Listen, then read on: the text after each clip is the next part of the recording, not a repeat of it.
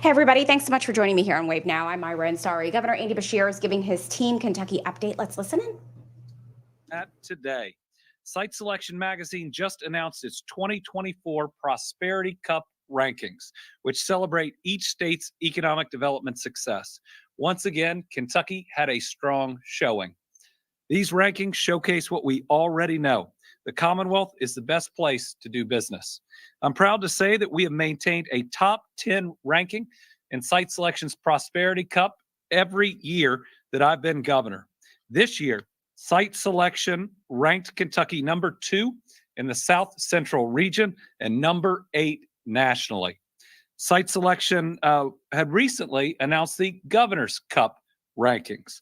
We came in third nationally in economic development per capita in those rankings, as well as first in the South Central region. Kentucky is placed top 3 nationally atop the South Central region in those Governor's Cup rankings every year I've been in office. And these rankings follow 180 private sector new location and expansion projects in the year 2023, which is what this ranking looks back on. Those projects, the 180 private sector new location and expansion projects from 2023, totaled over $4.6 billion in announced investments and 8,500 new jobs. They included announcements like North American Stainless, which in January announced a $244 million expansion to its facility, creating 70 new full-time jobs. That's a new stainless steel line that is now already in production, serving GE appliances in Louisville. Toyota, which last May committed to retaining 700 full-time jobs and investing $591 million. In fact, North America, which last June broke ground on a $53 million expansion in Campbellsville. They're going to add 220 Kentucky jobs. Toyota Boshoko, which was in Hopkinsville, where we joined leaders, $225 million investment, 157 new jobs. Stellar Snacks, which we announced in October, the largest single economic development project in West Louisville in over 20 years, $137 million investment, 350 full-time jobs to make very delicious pretzels. These rankings highlight the success we've had statewide and the major investment and job creation that continues. And that success is due to tremendous work of everyone on Team Kentucky. Additionally, just yesterday, Toyota continued its progress towards electrification as the first 2025 Camry rolled off the assembly line built by our great workforce at Toyota Motor Manufacturing Kentucky in Georgetown. Remember, that facility was the very first U.S. facility for Toyota, and it remains their largest manufacturing facility worldwide. The latest model of Toyota's top-selling car in North America is powered exclusively with the company's 5th-generation hybrid system. To date, more than 11 million Camrys have been assembled in Kentucky, backed by over $10 billion of investment by Toyota in the plant and in local communities. Toyota has been a game changer for Scott County and for the entire Commonwealth for more than 40 years. This continued investment and transition towards electrification provides assurance that the company hasn't just been a major part of the last 40 years, but will be a major part of the coming 40 years. Thank you to Toyota for continuing to prove that Kentucky is the perfect place to innovate and to thrive.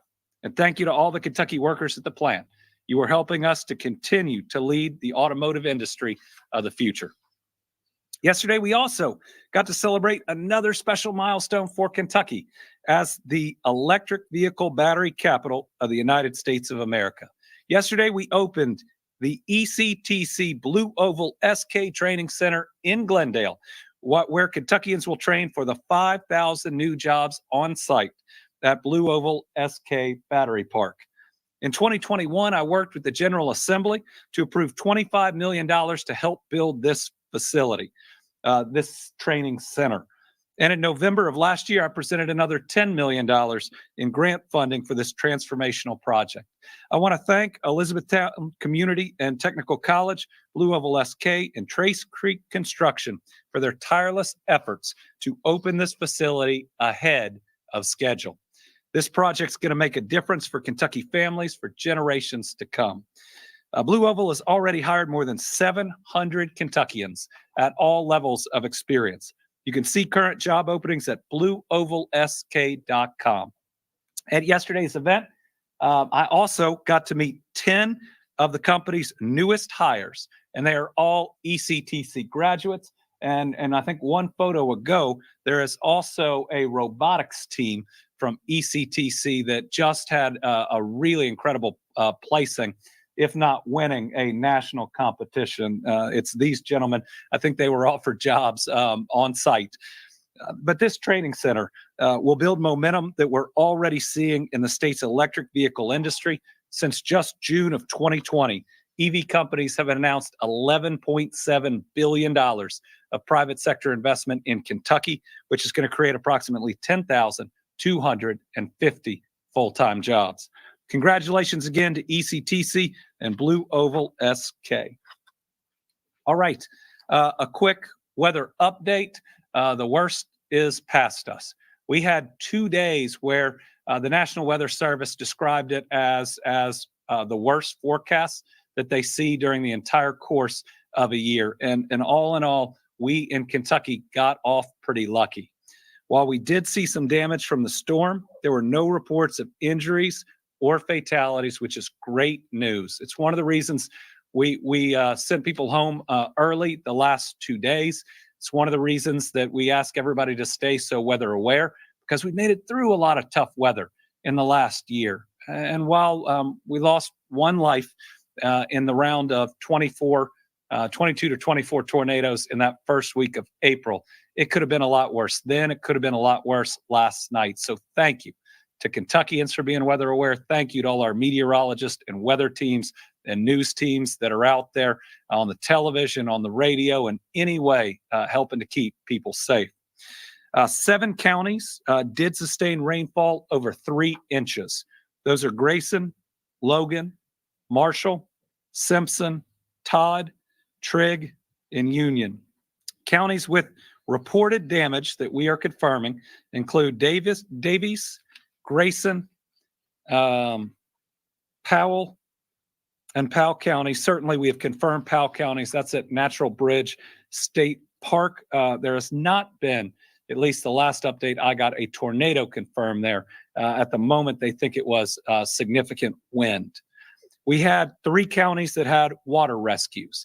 All of them were completed with local resources. That's local fire and rescue, who do a great job. There was one in Marion where a local fire swift water team rescued a homeowner.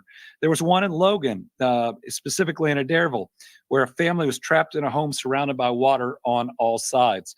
And there was one in Simpson where the county EM reported 2 separate water rescues of vehicles that had been washed out from the roadway.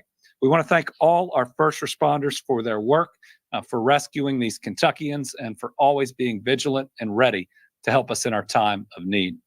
Of significant damage and hazards, city of Litchfield, a water main washed out in the flash flood. That has impacted water service to about 7,000 customers, 1 hospital that currently has 25 patients, 2 assisted living facilities that serve 30 individuals, and 2 nursing homes.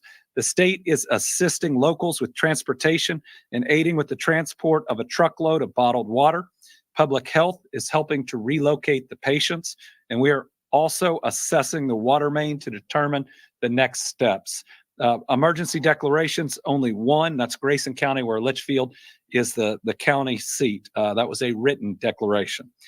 Upcoming weather, we have a marginal risk of thunderstorms across central Kentucky and into eastern Kentucky this afternoon and evening, but this forecast isn't nearly as concerning as what we got through in the last 2 days.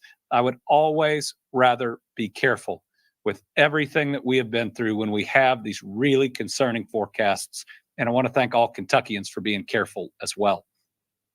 All right, a reminder that we have a primary election coming up Tuesday, May 21st. I want to remind everyone that they need to make a plan to vote. This is the fundamental right of Americans, the bedrock of our democracy. And I want everybody to get out and vote this primary. In-person excused absentee voting. That is when you know you're not going to be here on election day or early voting days. You can go in, it opened yesterday. You can go in now, and it's going to run weekdays from now until the 15th and cast your vote. So you have May 8th, 9th, 10th, and then the 13th, 14th, and 15th. If you know you're going to be out of town on election day or those early voting days, you can go in, you've got to sign a form, and you can cast your vote. Early voting will take place Thursday, May 16th, Friday, May 17th, and Saturday, May 18th. In-person voting on Election Day, May 21st, will take place from 6 a.m. to 6 p.m. local time. To find out where to vote, voters should visit the State Board of Elections website at govote.ky.gov. Next, an update on awards to support victims of crime. Providing support for victims of crime in Kentucky has been a top priority of mine as Attorney General and now as Governor. It was a part of our core mission each and every day. Those that have been harmed, we ought to be providing every service that we can. Every crime victim deserves justice, but also the chance to rebuild their life after experiencing an unimaginable trauma. That's why today I'm proud to announce that we are awarding $750,000 in federal grant funding to 15 organizations to support victims of crime. This funding allows us to continue to be with survivors every step of the journey, just as we pledged. One organization that's been awarded funding is the Barren River Area Safe Space, or BRASS. BRASS helps victims of domestic violence in the Bowling Green area, and they're receiving $29,200 to provide emergency housing assistance to domestic violence survivors. We will have a short video message from BRASS on how they're going to use the funds. COVID inflicted deep wounds on countless individuals, families, and businesses, testing our resilience in ways we never imagined. We came together, and sometimes we fell apart. But one thing is certain, the strength of survivors never left. Day in and day out, advocates across our 10 counties, across the Commonwealth, and across the nation answered crisis lines and helped provide stability in the chaos. Every day, some of the bravest individuals took the scariest step, reaching out for help, trying to find a beacon of light to help them navigate through the storm. Our services have historically had to change to meet demands, such as the addition of advocacy in courtrooms during DBO hearings, or housing assistance to help survivors gain stability. But the most immediate needs continue. Emergency shelter, a place for individuals to flee from abusive homes. Since the start of the pandemic, crisis calls requesting emergency shelter far outnumbered our shelter capacity at BRASS. Our answer to this critical need was opening a block of hotel rooms so that we could attempt to shelter more victims who needed to escape domestic violence they were experiencing at home. Without ARPA funding, our current shelter occupancy would be cut by 29%, prohibiting an estimated 106 victims per year from seeking safety and beginning their journey towards healing from the abuse they experienced at the hands of their partner. If you or someone you know needs help, Kentucky offers 15 domestic violence shelters ready to answer the call of our fellow Kentuckians with available 24/7 crisis line just like ours. Our number is 1-800-928-1183, or you can call our state coalition 0B at 1-800-799-7233. Crisis line advocates will help connect you with resources in your area and will be honored to be any part of your path to becoming a survivor. To the great folks at BRASS and the 14 other organizations receiving funds to help victims of crime, thank you. Thank you for what you do. Please keep helping our people.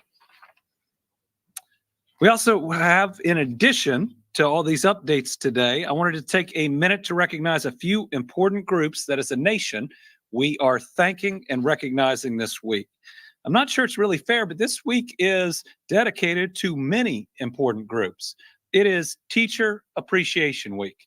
It is National Nurses Week, and it's Public Employee Service Recognition Week. This has always been an education first administration, and we believe healthcare is a basic human right. And when it comes to carrying out that work on behalf of Kentucky's families, we depend an awful lot on our public servants and employees. So if you are a nurse, a teacher, or a public employee, thank you for everything you do. Virtually all of you are underpaid and don't do it for the money. But the work you do is so critical and it helps people. And we would not be at this exciting time in the Commonwealth with this amazing economic development, creating opportunities and prosperity for our people at such an incredible pace without what you do every day for all of us. From helping us through a once in a century pandemic to providing life-saving care each day, to educating our children and being a mentor, to caring for and keeping our communities safe and providing the vital services our families rely on. Team Kentucky appreciates each and every one of you. All right, before Team Kentucky All-Stars, one staffing note. My Deputy Chief of Staff, Jonathan Smith, has advised us that he'll be stepping down from that position and going back to the private sector late summer, early fall. Coulter Minix, who is currently our DC liaison, is going to be moving back full-time to Kentucky to take over that job. Jonathan's worked with me for almost 9 years, and he's been an incredible part of Team Kentucky. We could not have accomplished what we've accomplished at the AG's office or here without him.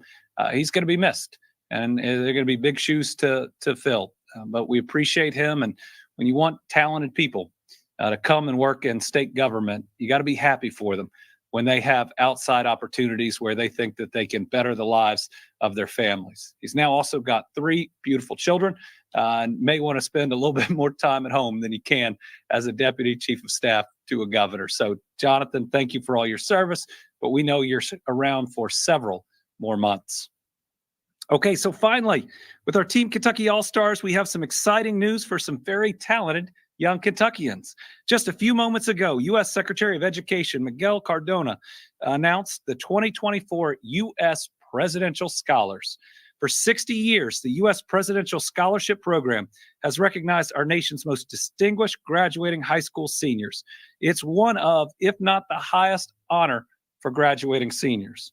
The White House Commission on Presidential Scholars selects scholars annually based on academic success, excellence in the arts and in technical education, through essays, through school evaluations and transcripts, as well as a demonstrated commitment to community service and leadership.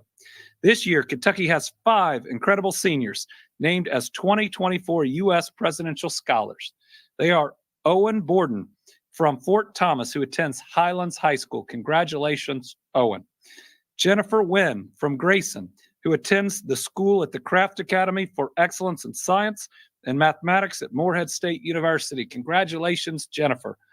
Joshua Zizak from Lakeside Park, who attends Beechwood High School in Fort Mitchell. Congratulations, Joshua. Chase Phillips from Louisville, who attends DuPont Manual Magnet High School and is a presidential scholar in the arts. Congratulations, Chase. And Sarah Cawley from Murray, who attends Murray High School. Congratulations, Sarah. Secretary Cardona said these scholars represent the best of our nation's schools and inspire hope in the bright future in this country, and I couldn't agree more. It is a huge honor. It's going to look great on their resume, and today, if they want to put it right underneath there, they're becoming our Team Kentucky All-Stars. Congratulations to each of you. Okay, we just have a one journalist with us live today and 2 on the phone, so we'll start with Carolina. Governor, there are reports in Washington saying that it appears the marijuana reclassification is going to be happening soon.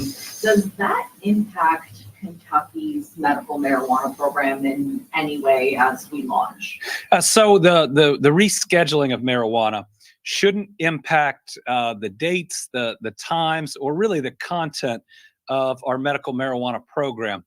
If done, what it will allow is medical research into marijuana, which right now is prohibited because of how it's scheduled.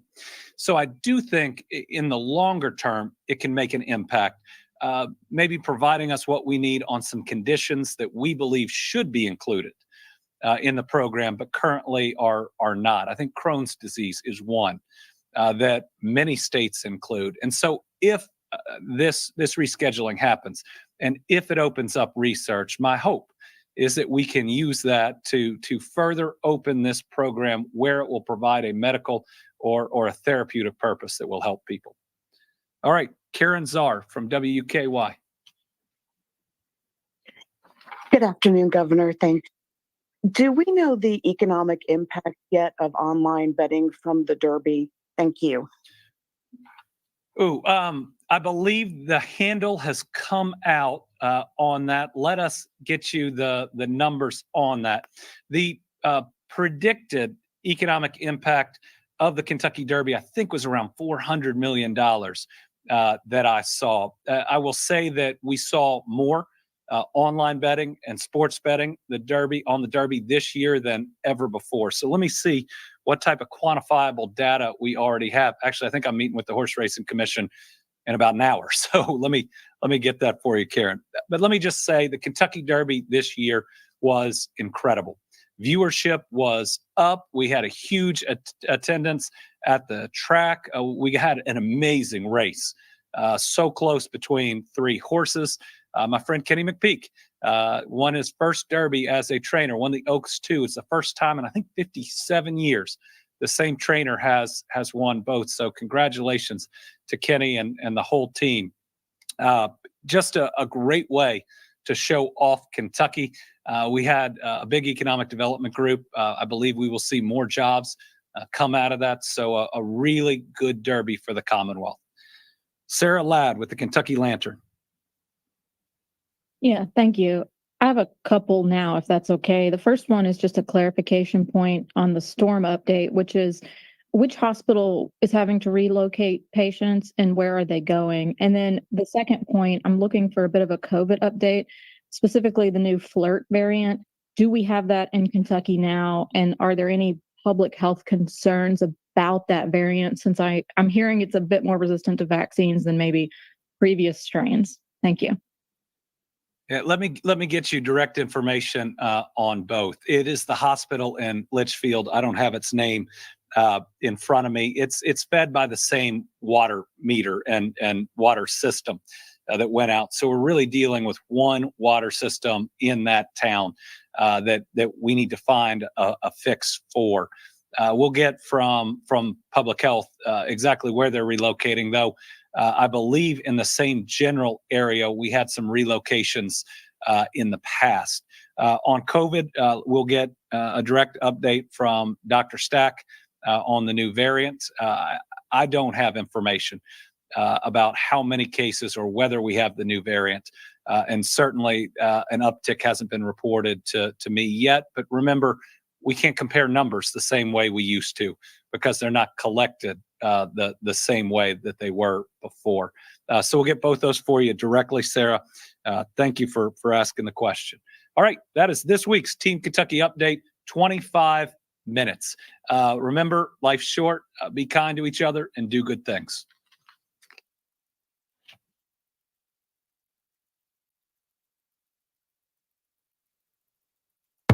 Introducing the new Cantina Chicken Quesadilla, only at Taco Bell.